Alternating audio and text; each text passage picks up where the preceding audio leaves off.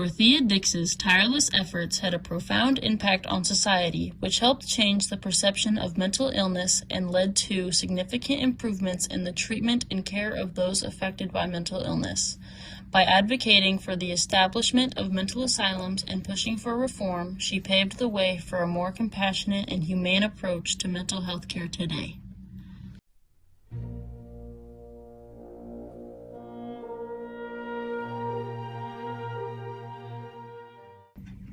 Dorothea Lynn Dix was born in Hampton, Maine on April 4, 1802. She grew up in a very dysfunctional home, with her father being an itinerant Methodist preacher who was often away from home, and her mother suffered with enabling bouts of depression.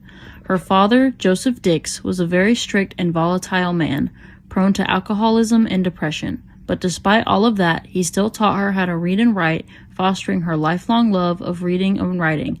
But overall, her childhood was unpredictable, difficult, and lonely.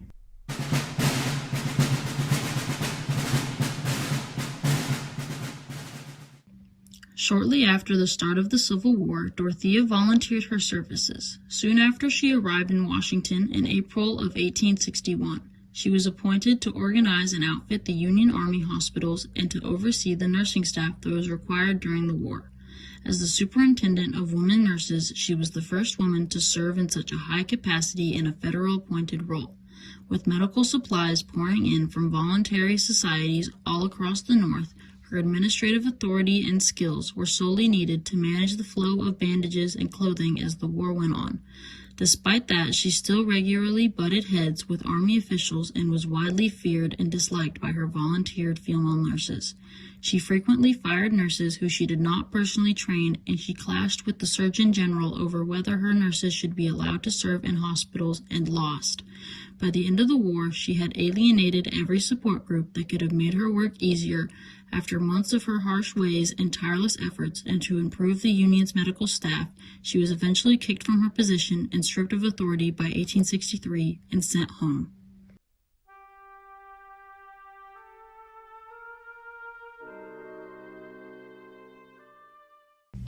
Dorothea was a teacher to the female prisoners in East Cambridge Jail.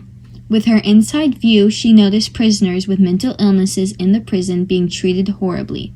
Dorothea didn't like how the prisoners were being treated, so she went around to the other prisons to observe how they were treating their mentally ill.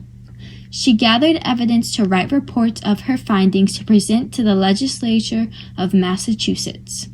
Dorothea's report stated what she saw happening in the prisons, which won over her audience.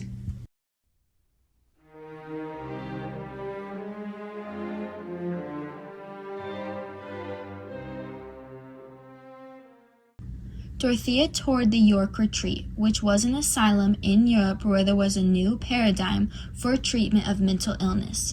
Dorothea loved the humane way the patients were treated compared to the brutal ways in the United States.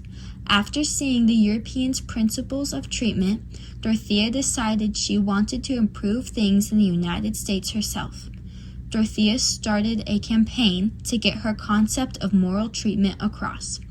With Dorothea's campaign, she began funding asylums in the 1830s. Dorothea set funds aside for expansion of the mental hospitals all around the country. Dorothea funded around 30 asylums to treat the mentally ill in humane ways that she approved of.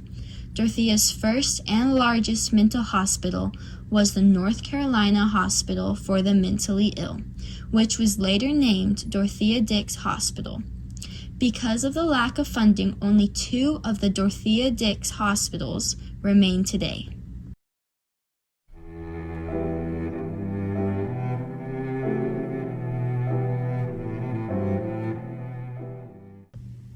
After the war, she raised funds for the building of a national monument to honor deceased soldiers, which stands at Fort Monroe, Virginia today.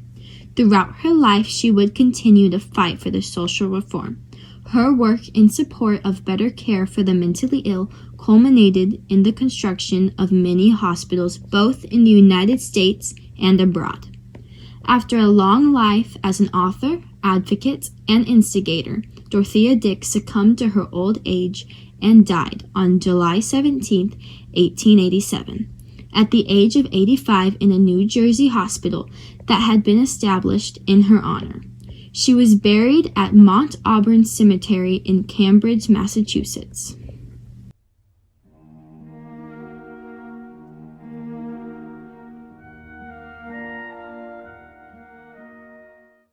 The psychological aspect of the world would not be how it is today without everything Dorothea did.